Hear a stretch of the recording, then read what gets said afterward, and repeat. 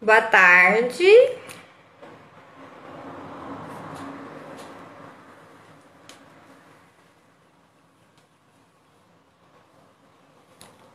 Boa tarde. Sejam bem-vindos.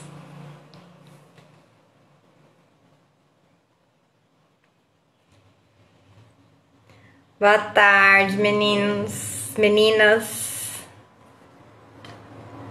Vamos aguardar um pouquinho. A Sofia já deve estar entrando. Obrigada, Karine. Maravilhosa você. A Sofia já entrou. Sofia, pede para participar.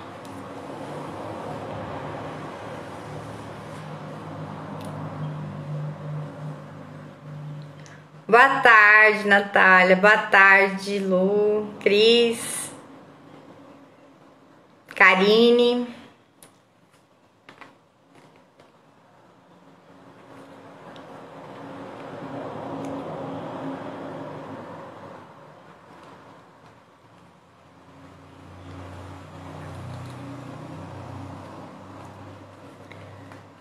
Por aqui.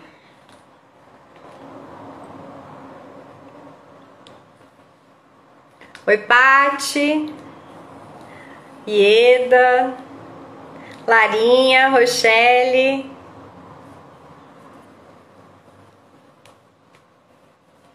Vamos aguardar a nossa convidada. Tô muito feliz de fazer essa live com vocês hoje.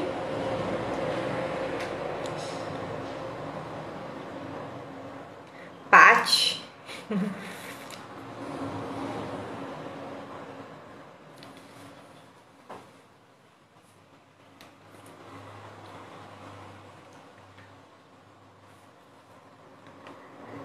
Vamos lá.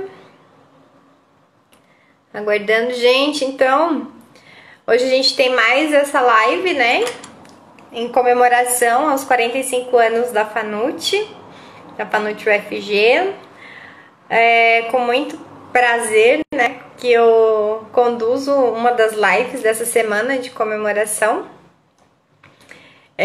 Com uma convidada muito especial, né? A Sofia. A gente já se conhece há um tempo e eu admiro demais a profissional, né, que ela é. E eu acho que vai ser um bate-papo bem interessante para nós.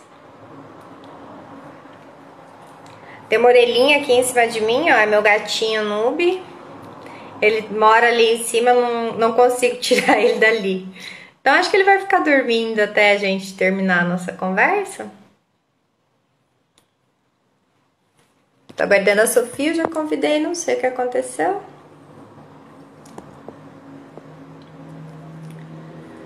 Vamos lá. Então a ideia da nossa live de hoje é conversar principalmente a respeito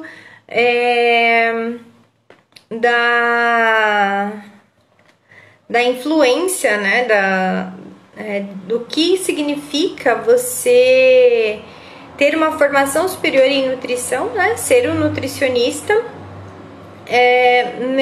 no comportamento alimentar. Que hoje em dia a gente fala tanto sobre nutrição comportamental, né? Muitos aspectos são discutidos nesse sentido, e então a gente precisa falar também, né, do papel do nutricionista aí nesse comportamento, já que a gente tem muitas pessoas que podem, né, influenciar o comportamento alimentar, a relação que as pessoas têm com a alimentação. E não tem uma formação, né, profissional. O que isso impacta? Como que um profissional pode ser diferenciado nesse sentido? Gente, eu não sei se vocês estão... Tá tudo bem aí? Como estão as coisas?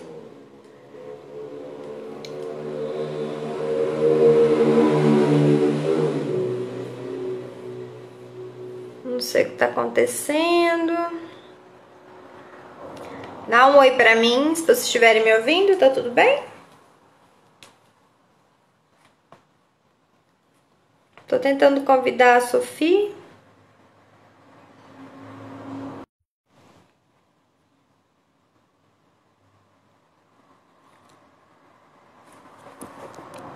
Gente, acabei de falar com a Sofia pelo telefone aqui. A Rosana me pediu para participar. Rosana, depois no final você participa. Deixa eu aguardar mais um pouquinho aqui. Vamos ver se eu acho aqui. Ah, tá aqui.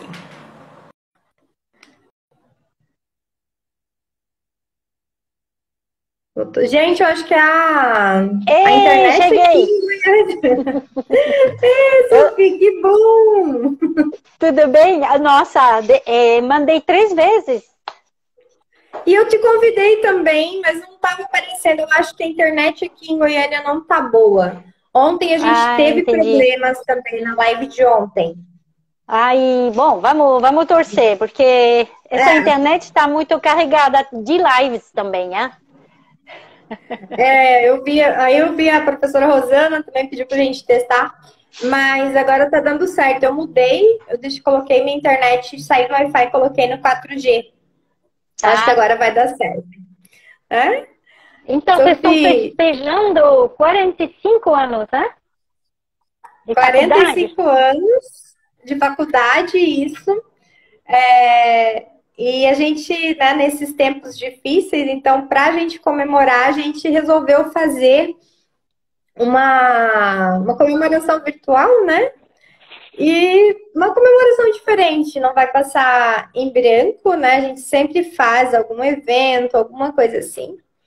Mas esse ano a gente fez, então, essa semana, né, de lives e com a participação também de alguns alunos, né, de egressos do curso e conversa com profissionais importantes, né, profissionais de referência para nós. Sim. E que podem direcionar nossos alunos também, né? Estou tentando me lembrar. Feliz. Quando que foi que vocês fizeram esse evento também para levantar dinheiro para os mestrados? Também eu participei. Foi em 2016, você participou. 2015, não? Já um tempo atrás. Foi 2016. Foi 2016. 16. Tá. Isso, você sempre ajudou a gente. Muito boa. Você sempre ajudou a gente, né? Aqui, esse evento ajudou a gente a financiar, né, o mestrado de 2 alunas, da Rochelle, que você ficou na casa dela, lembra? Nossa, Rochelle, tô seguindo, hein? Oi, Rochelle, você tá aqui? A Cris também? Cris tá aqui? Tá. 2015. Acabei de ver. 2015. Também. Eu acho que tá muito... 5 anos, é muito tempo, né? Mas é uma lembrança muito boa. Eu estava no começo daquela... eu já tinha lançado o livro, porque eu lancei o livro, O Peso das Dietas, final de 2014. Mas eu estava no começo. Você trouxe o livro, você sorteou também. É verdade. Não, é uma lembrança muito boa. Eu estou às ordens para ajudar as faculdades, estamos juntos. Né? Realmente é um momento complicado, inédito, esse confinamento, mas também falta de recursos, a questão financeira está sendo bem prejudicial nas faculdades. Né? Estamos juntas. Tem que se unir. Obrigada, Sofia. Não, foi muito importante a tua participação. A gente fez alguns eventos, né, que a gente, para levantar os fundos, para conseguir formar essas mestres que a gente tem aí. Uma doutora também, né, a Carla também, a gente usava os recursos desses eventos, né, para formar essas alunas. É muito importante. Sofia, a gente já se conhece há um bom tempo, né?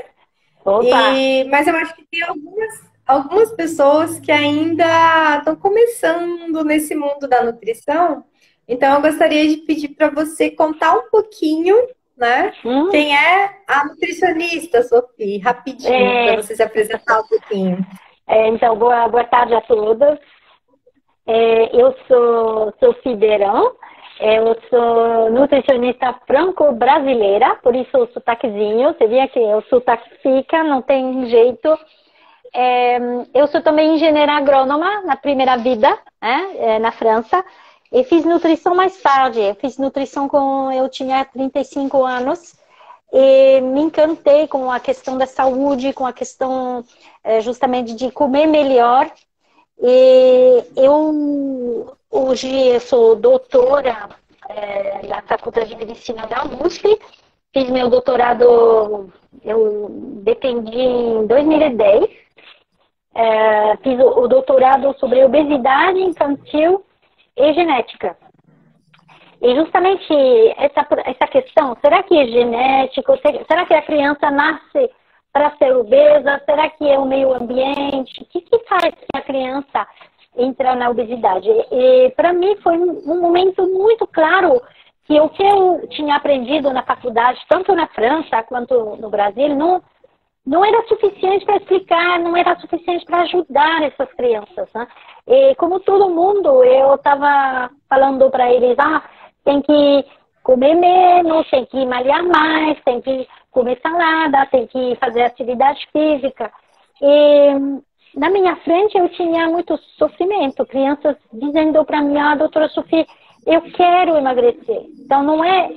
A gente podia ver que não era falta de força de vontade, não era preguiça. A criança realmente estava perdida, sofrendo no corpo, sem entender o corpo. E também a criança dizendo, sabe, doutora Sophie, eu só penso em comer o tempo todo. Ou, doutora Sophie, eu como escondido da minha mãe, mas não quero. Aí você fala, mas se você não quer, é porque você faz. E a criança dizendo, mas é mais forte do que mim. E foi isso, esse mais forte do que mim, que me fez estudar mais. Porque eu confesso agora que na época eu me sentia um pouquinho fracassada como nutricionista, porque eu não queria passar dieta. Então eu pensava, não, eu nem quero atender, porque todo mundo quer uma dieta, mas quem sou eu para falar para alguém o que ele vai falar amanhã? Quem sou eu para mandar na fome dele? Quem sou eu para dizer amanhã você vai comer frango com arroz e feijão, se ela quer outra coisa, né? E também sem saber se ela vai estar feliz, triste, sozinha na feijoada. Então eu decidi não atender, né, e continuar pesquisando. E isso que me levou a pesquisar comportamento. Né? Na época era falado praticamente somente no Ambulim, Ambulatório de Transtorno Alimentar. Quem era ainda é supervisora é a Marliela Varenga. A gente tem que realmente ver que é uma nutricionista de bastante vanguarda e também que deixou a nutrição no Ambulim com muito valor. Então, a gente, no Ambulim, no Ambulatório de Transtorno Alimentar, no HC, a gente está muito valorizado como nutricionista. Isso é muito legal. Tá? E muitos lugares que tratam transtorno alimentar não querem nem saber de nutricionista, porque eles acham que nutricionista só passa dieta, e a dieta, ela justamente leva ao risco de transtorno alimentar. Ontem foi o dia da sensibilização aos transtornos alimentares. Todos que estão aqui, estou dizendo para vocês de seguir aquele Instagram do Astral BR, ASTRAL BR, né, que é a Associação Brasileira de Transtorno Alimentar, que está crescendo, tem uma quantidade muito legal de colegas meus do Ambulim que estão lá fazendo um trabalho lindo esses 15 dias, justamente para sensibilizar aos transtornos alimentares que estão em crescimento. A gente está vendo uma prevalência cada vez mais importante. Então, tudo isso me levou a estudar mais o comportamento e perceber que realmente a maioria desses pacientes que estão lá no transtorno alimentar, na dificuldade que é uma doença mental. Olá, Rochelle! Estou vendo Rochelle. É muito especial a Rochelle.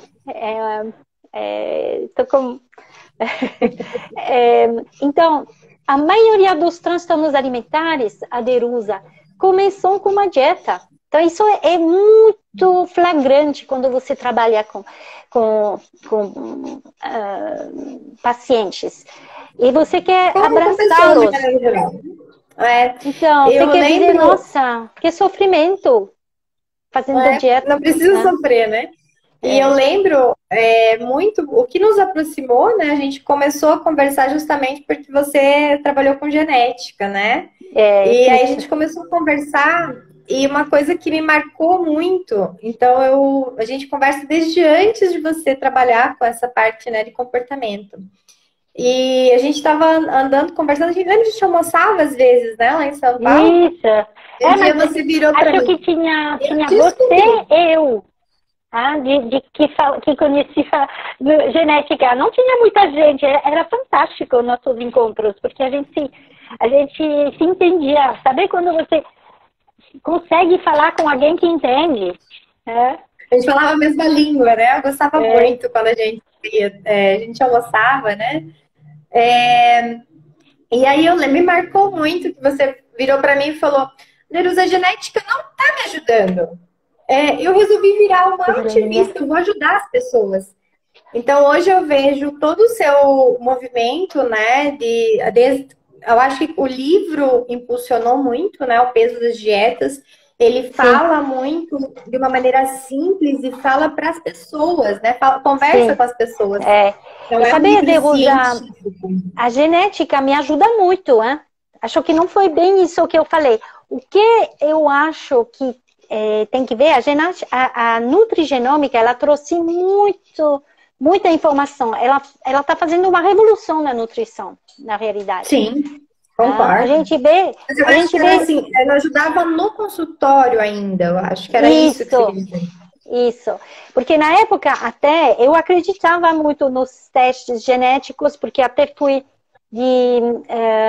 no board científico de uma empresa americana que queria desenvolver teste no Brasil, então eu fiquei lá ajudando até a implementar isso na população brasileira, porque a maioria dos testes são feitos com populações europeias lá nos Estados Unidos e na Europa. Tem poucos estudos que estudam nossa população brasileira. Porque, gente, sou brasileira há 15 anos, tá? Então, não falar que sou francesa, sou também brasileira. Você é brasileira. E a nutrigenômica me trouxe, saber, Aderusa, esse olhar de quê? Primeiro, ninguém é igual, concorda? Sim. E até gêmeos idênticos, se eles têm um estilo de vida diferente, eles vão ter expressão de gene diferente. Então, também, isso eu achei bárbaro, porque o que a gente faz na vida, o que a gente vive, o que a gente sente, o que a gente come, o que a gente bebe, o que a gente faz de atividade física, tudo isso vai influenciar a nossa expressão de gene. A expressão do gene.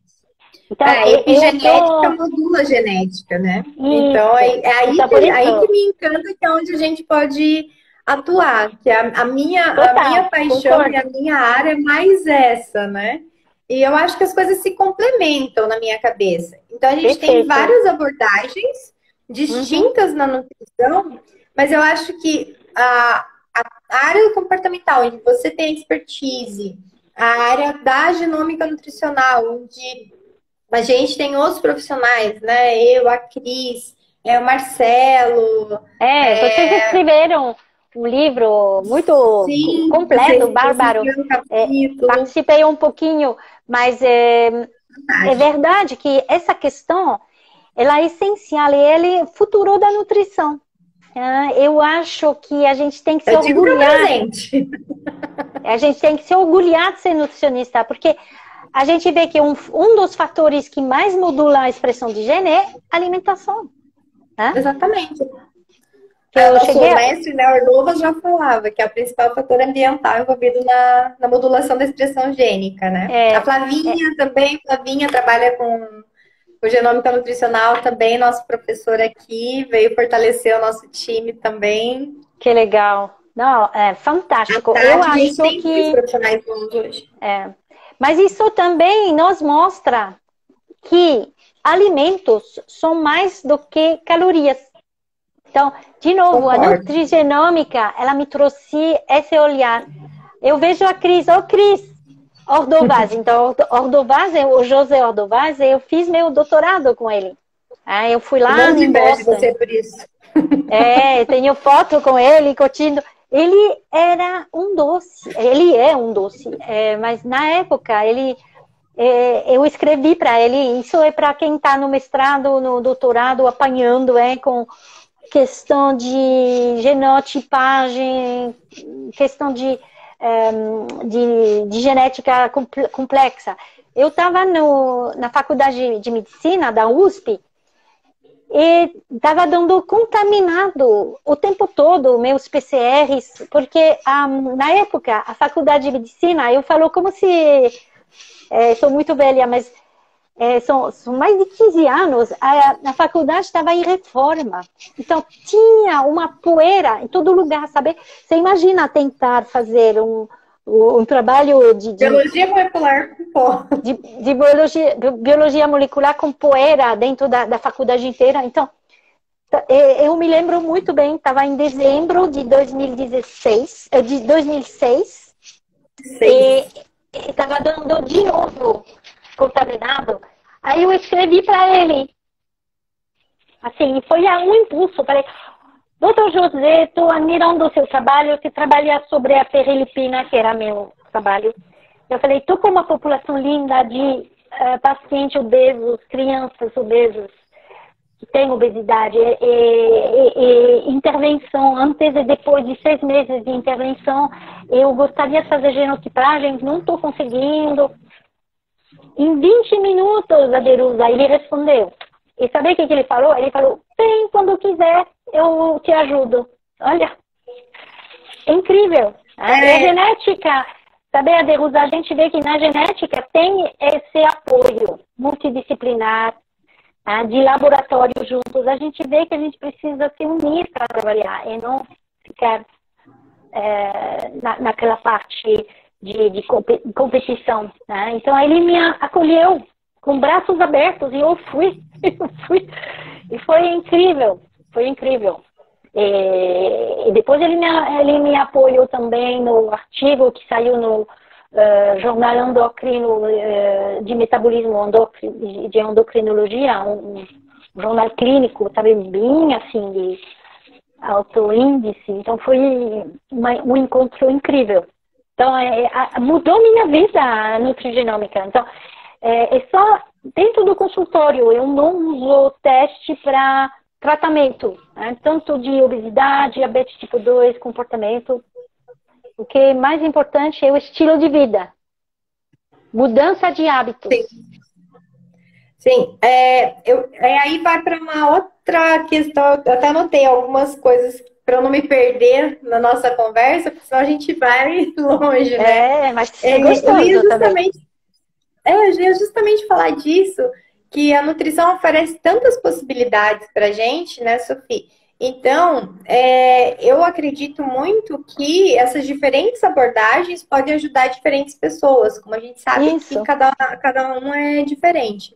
Então, eu acho que a abordagem de recuperar a relação com alimentos, ela é fantástica e tem que ocorrer em todos, né, para a gente ter saúde mesmo, prazer em comer, que é uma coisa tão boa, né? Cozinhar, preparar os alimentos.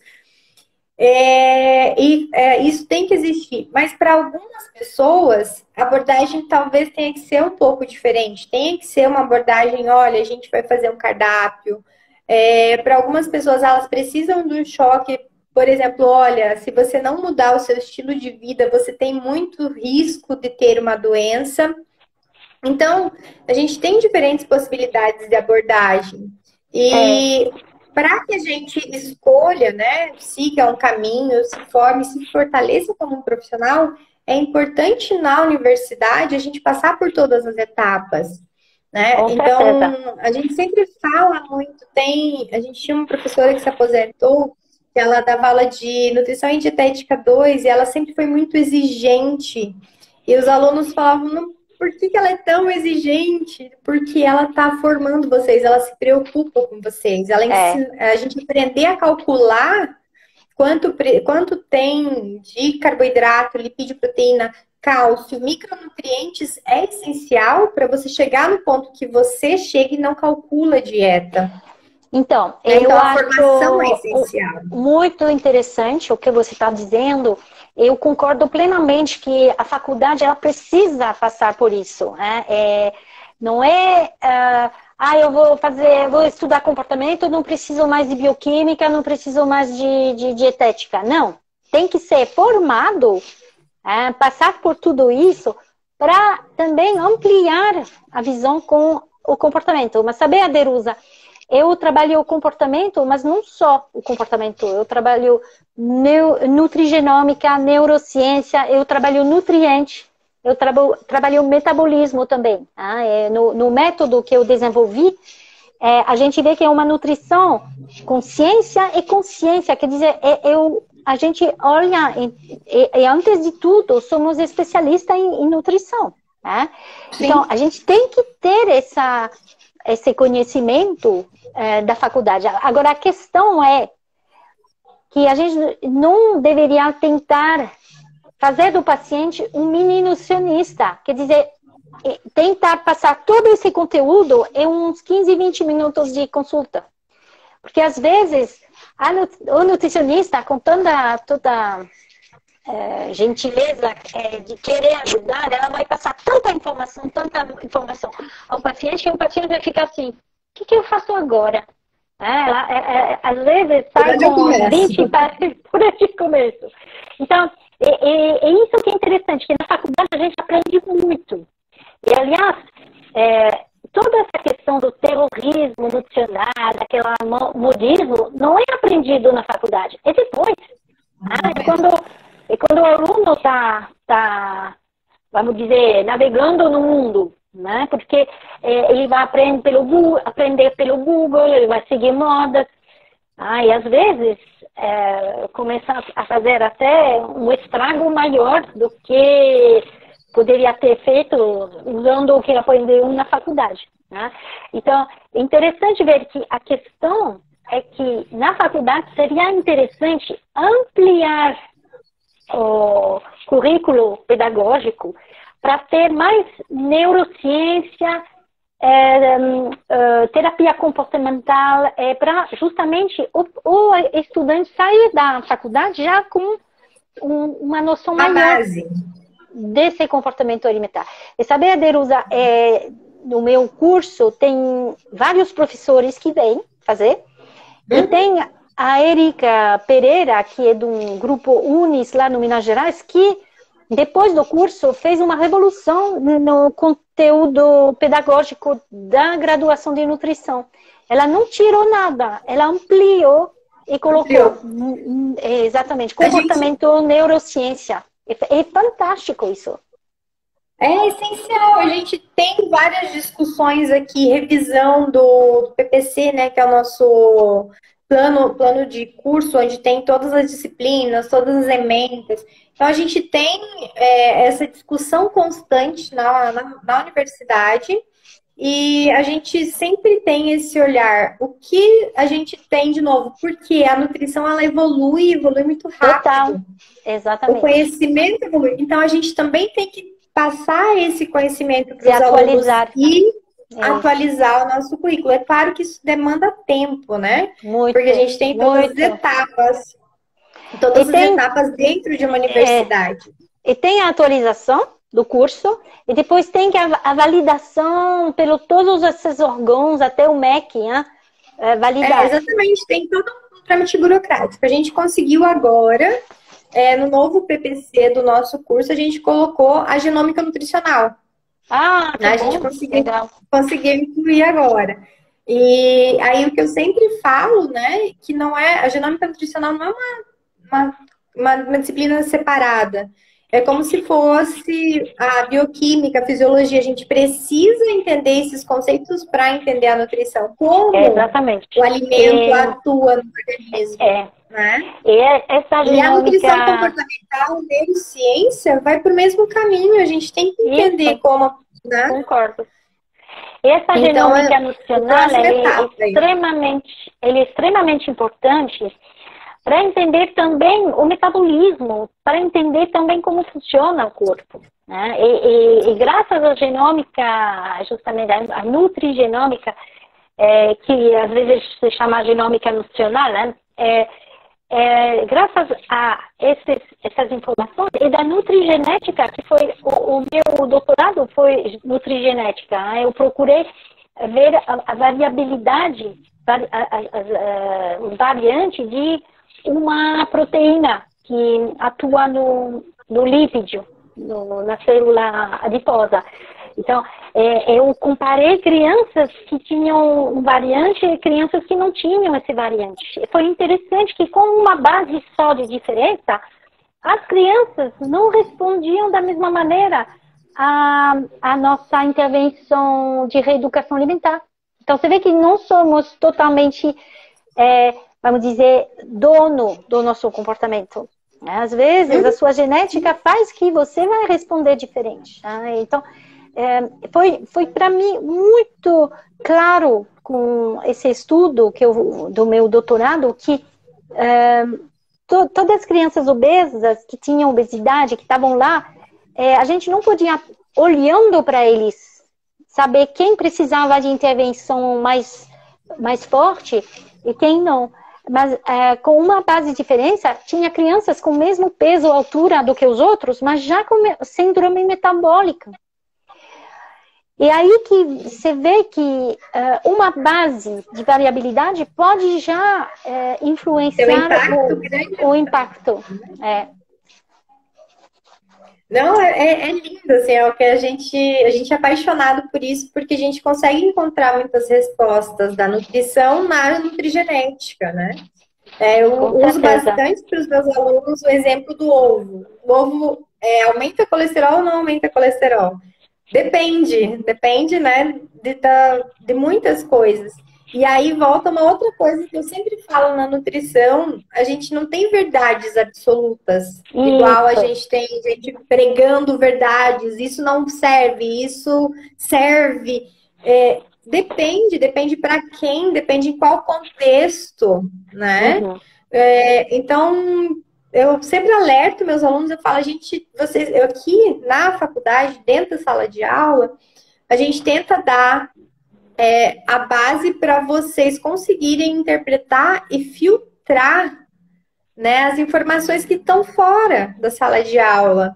Então, não acreditar em milagres, em promessas mirabolantes, mas sim ter esse olhar crítico e entender que na nutrição a gente não tem verdades absolutas. A gente tem, depende do contexto, depende do indivíduo. Eu gosto muito de te ouvir, Aderuza. Você é uma cientista de verdade. Né? Quando a gente estuda, a gente sabe que não existe uma verdade absoluta. Então, o cientista, ele sempre tem um discurso moderado. O problema é que lá fora tem os blogueiros, até alguns colegas que entram em discurso extremamente terrorista, tipo 880, o alimento bom, o alimento ruim. E o discurso da ciência não fala isso. Né? Não. Então, por isso é interessante, dentro da faculdade, treinar os alunos a ter esse olhar crítico. Porque já é muito difícil para nós, profissionais, de também saber onde está a verdade. Eu vou dar um exemplo. Na época que entrou aquela guerra contra glúten, de repente, assim, glúten faz mal. Eu falei, para aí, glúten faz mal? Aí, o que eu fui? Fui estudar. Demorei horas para sair com o discurso assim, não, gente, não é bem assim, depende. Você vê, o discurso real é esse. Agora, alguém que fala glúten faz mal, glúten vai te dar, não sei, vai te fazer... Glúten inflama. Isso, glúten inflama. Você vê que isso impacta muito mais o público. E a gente está, infelizmente, num mundo onde a informação está sendo muito terrorista. Né?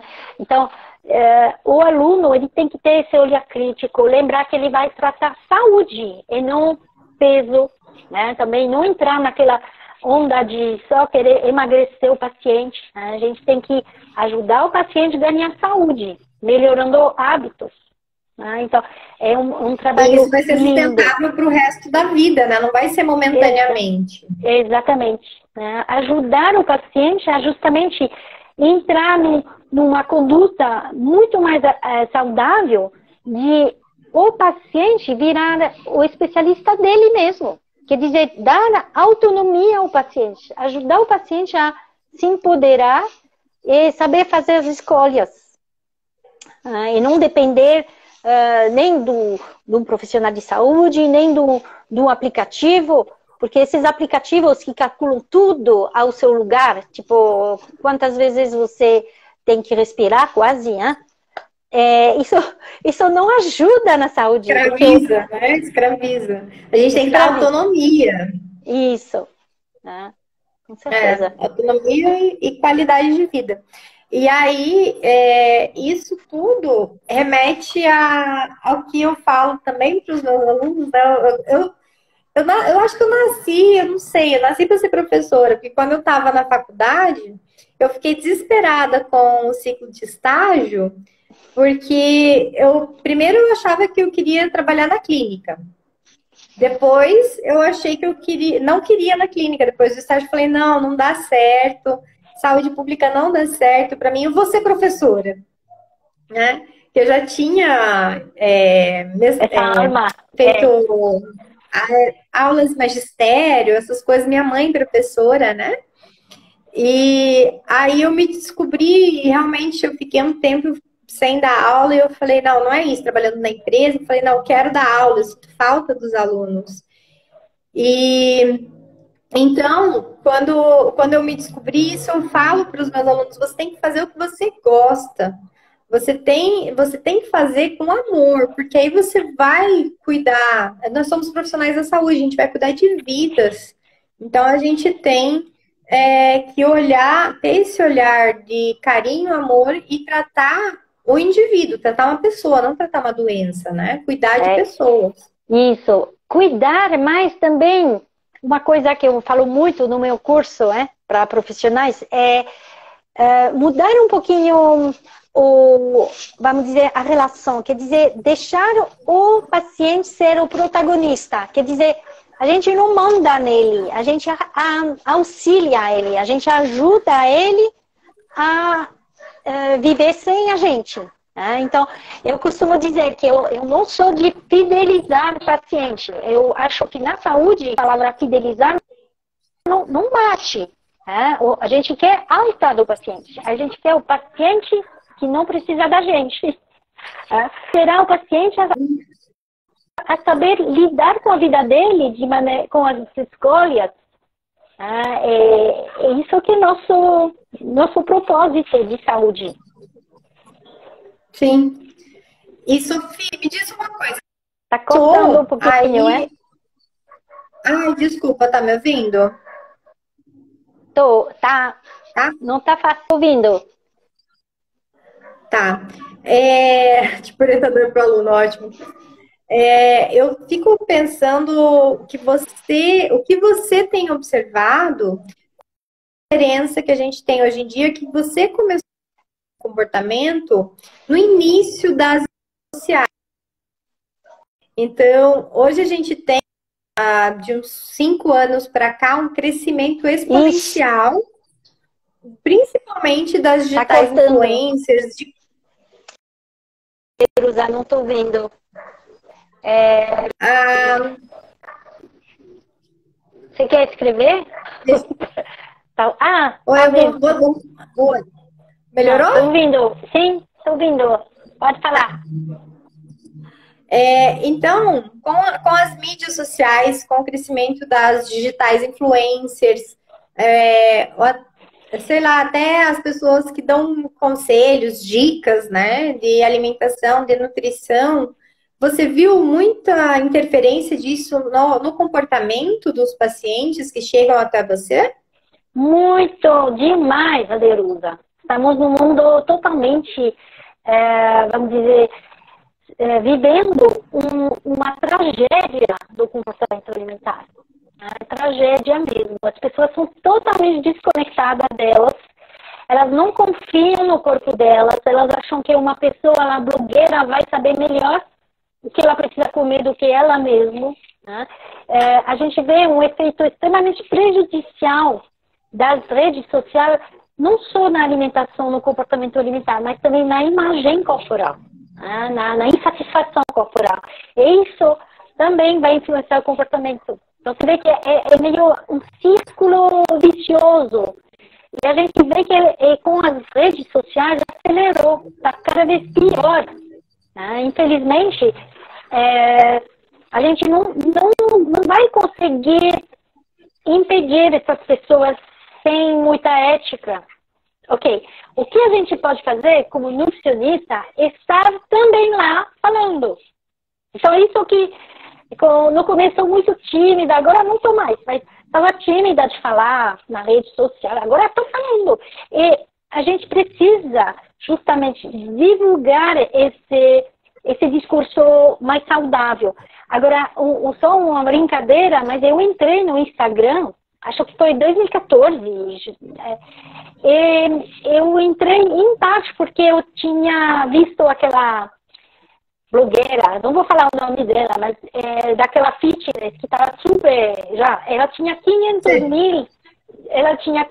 mil seguidores em 2014. Então eu entrei, falei, eu também vou falar.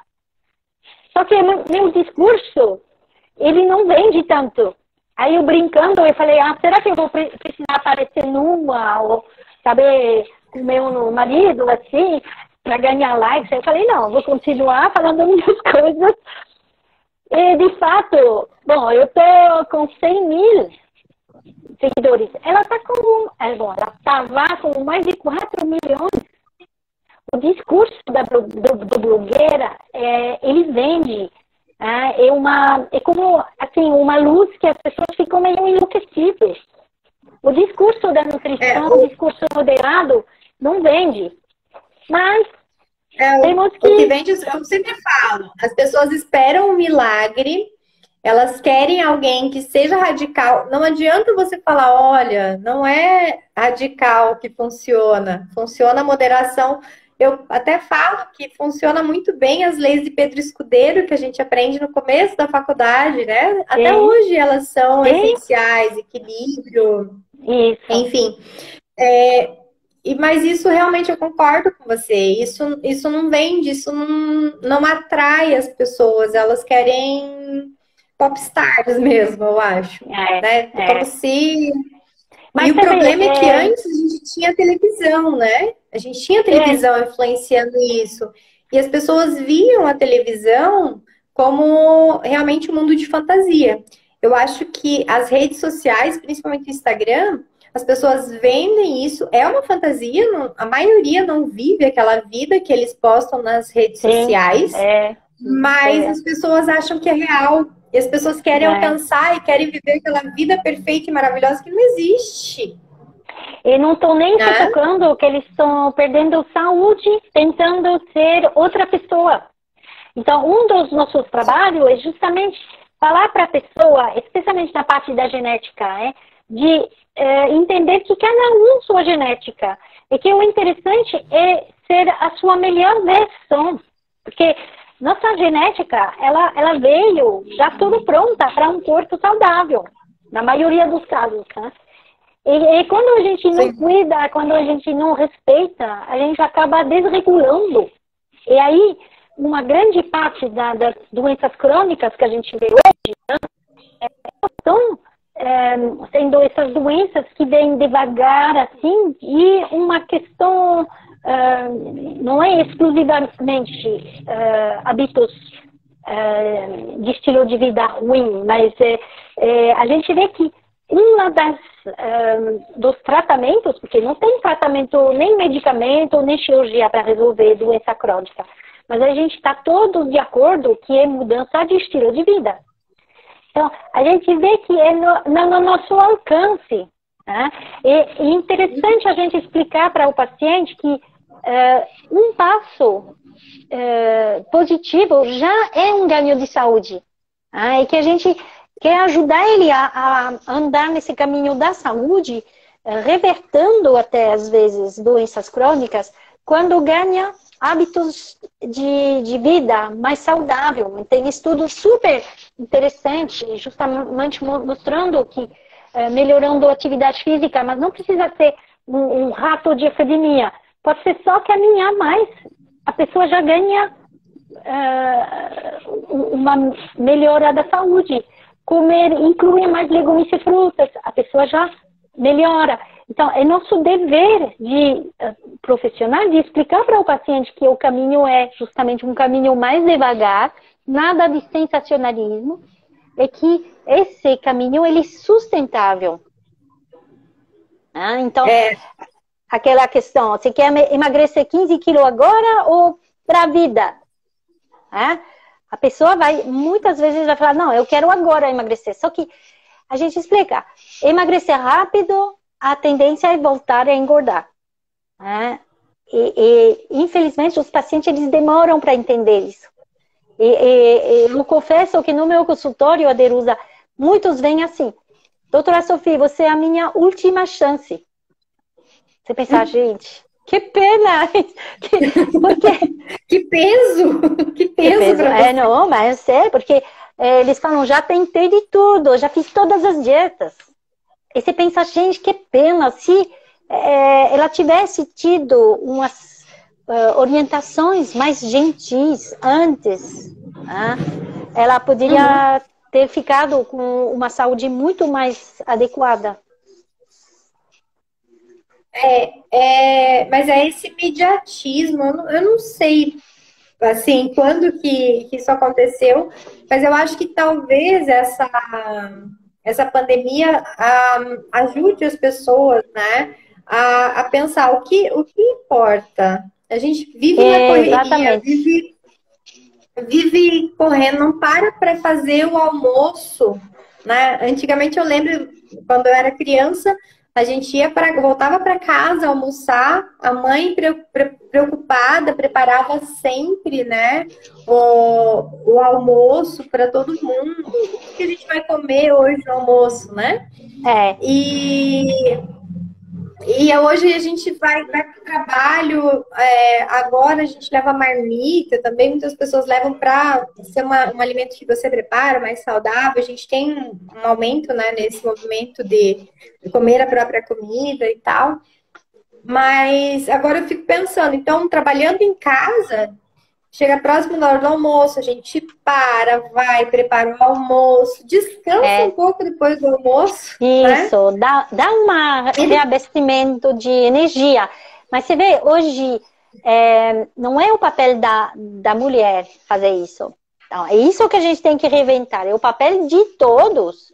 Né? Dentro de uma família, todos têm que participar nesse momento da refeição. Então, homens na cozinha, mulheres na cozinha, crianças na cozinha. A gente vê que crianças que cozinham têm uma saúde melhor, uma aceitação melhor de legumes e frutas. Nossa, é tudo de bom. Sabe que tem estudos que mostram que cozinhar é a melhor proteção contra a obesidade e diabetes tipo 2. Cozinhar. Você pensa, gente, uma coisa tão simples. Mas a gente se afastou da cozinha. A cozinha também, eu entendo, algumas mulheres, elas acham que entrar na cozinha é como ficar presa dentro da cozinha. Por isso, tem que ser reorganizado como o centro da família, o centro da saúde. Eu sempre falo que cozinhar é o primeiro passo da saúde. A saúde começa na cozinha. Mas não é só o papel da mulher, da esposa, da mãe. Né? É Eu uma acho questão eu acho bem que ampla. é o momento mais, para mim, é um momento muito prazeroso. Tanto o momento de fazer a comida, e eu gosto de cozinhar com gente junto, para ir conversando, para ir arrumando, Exatamente. e Isso depois sentar acalma, na mesa isso. e ter aquela E, refeição demorada, e, né? e mostrado Gostoso, que isso gostoso. acalma o corpo e a alma. Porque você sabe que você vai comer, a fome não está gritando, você está em momento de gostoso, de relaxamento. Saber que tem alguns monges lá no Tíbete que usam cozinhar como meditação. Então, quando a gente está cozinhando, agora estou fazendo o meu pão. Eu inventei de fazer pão durante o confinamento. Adorei, nossa, é tão simples que agora estou fazendo, mas é uma coisa, sabe, é um momento meu. Estou lá fazendo pão, me dá muita satisfação. E a gente vê o quanto isso ajuda na saúde. Né? É bem interessante passar isso aos alunos e também aos nossos pacientes. Tomar um vinho, a Cris falou aqui, né? No meu caso, eu gosto mais de uma cerveja, mas tomar uma cerveja boa, preparando a comida também, né? A gente sabe que tudo com moderação, né, Sofia? Sim, a A gente não questão pode é também fazer apologia moderação. ao alcoolismo. Então, essa questão, ela é difícil. Né? Em saúde pública, a gente não pode falar, tomar um pouquinho de álcool, assim, para bem-estar, porque saúde pública, a gente sabe, se a gente libera um pouquinho aquela questão do álcool, tem pessoas que vão se entupir de álcool dizendo que é bom para a saúde. Então, a gente não pode... Mas é interessante, justamente, trabalhar com os pacientes, entender que as questões não precisam ser 8 ou 80, né? Que é o caminho do cuidado, também do compartilhar uma refeição com alguém, traz muita felicidade e até deixa a fome mais tranquila. Então, é muito interessante isso. A gente está meio respirando, ficando mais tranquilo e se nutrindo de outras coisas do que comida, nutrindo de um papo interessante, de uma Do convivialidade aí afeto com... mesmo, né? É, Do carinho, cozinhar é um ato de amor, né? Que a gente fala sempre. muito, muito, Sofia, muito. nosso tempo voou. Nossa, Então já já é. Mas foi quase um prazer, acabando. né? Parabéns pelo trabalho, parabéns universidade. Estamos juntos. Os tempos não são simples agora, mas a nutrição tem futuro, viu? Eu acredito muito na nossa profissão, né? Porque a gente tem a possibilidade aí de promover justamente a saúde e a gente está vendo um aumento da expectativa de vida, né? E a gente envelhecer com saúde, a nutrição tem um papel essencial, né? A nutrição é atividade Essencial, física. É uma das coisas que essencial. preocupa aí na atividade física agora, né? Uhum. Então, Sofia, eu gostaria de te agradecer demais, porque você sempre está pronta, todos os convites, né, as loucuras que a gente chama, você veio com Não, mas toda a vocês boa são demais vontade. também. Eu respeito A muito o gente, trabalho de vocês. Vocês estão muito animadas, mas acho também vocês são um grupo lá de pesquisadores sobre genética fantástico. Continua, tá? A gente precisa de vocês, né? a gente está tentando, a gente a gente não desistiu, não. A gente Não desista, continua não. a luta. Então, eu gostaria muito de agradecer você, obrigada. Você sabe minha admiração por você. A gente vem caminhando, crescendo juntas praticamente, né? Cada uma na sua. Mas a gente sempre se encontra, é sempre muito bom conversar com você. Eu acompanho você também nas redes sociais, acho fantástico o teu trabalho. Talvez E se eu também posso, digo para você, continue. se eu posso anunciar, eu criei a semana passada um novo Instagram para profissionais de saúde, que se chama Método Sophie, tô nele. Justamente para ajudar os profissionais de saúde com um conteúdo de ciência e consciência. Né? Então, tô esperando vocês lá. Podem seguir a Sofia também, é esse o Instagram que a gente está conversando. E eu também deixar meus parabéns para a universidade. E Com também eu certeza. quero deixar registrado aqui, né, os meus parabéns e agradecimento para a comissão que organizou essa semana, né, a comemoração da FANUT. Eu também faço parte, né, da comissão, mas eu gostaria de deixar aí um agradecimento especial para a Karine e para a Cris, né, que elas estão aí muito mais nos bastidores, mas elas estão Legal. organizando toda a parte do Instagram, das postagens, dos vídeos. A Cris está fazendo uma pós-graduação praticamente em Instagram, em edição de vídeos. A gente faz tudo sozinha, né? Elas fazem muito isso. E convidar também os alunos para as próximas lives. A gente tem uma live amanhã e outra na sexta.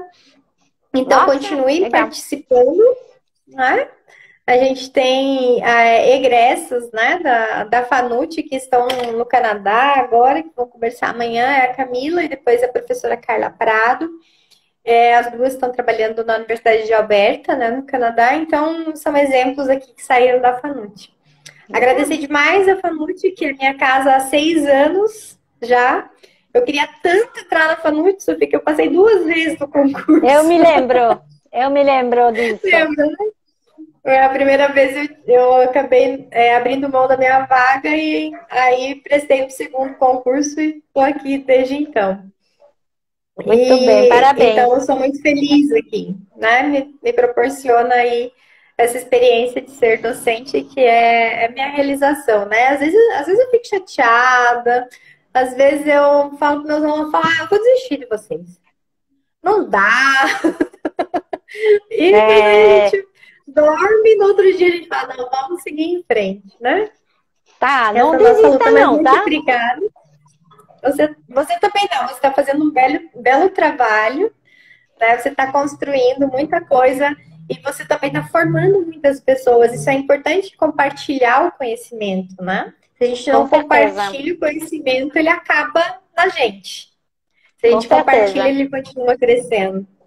Né? Então, muito obrigada, Sufi.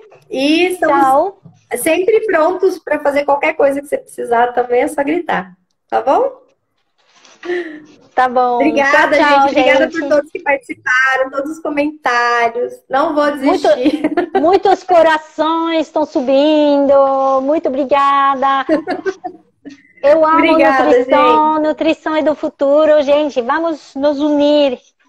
Entre os professores, os nutricionistas e os que estão vivendo essa nutrição de uma maneira carinhosa, não uma nutrição, sabe, de business, de negócios, né?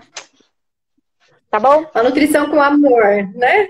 Com amor e com profissionalismo, que a gente foi formado para fazer. Cuidar de saúde antes de tudo. Tá bom. Obrigada então, a todos. Ótimo. Sofia, muito obrigada. Tchau, hein? Fica bem. Fica em casa e fica bem. Tá bom. Não sei. Ai, posso sair assim. Tchau, tchau. Tchau.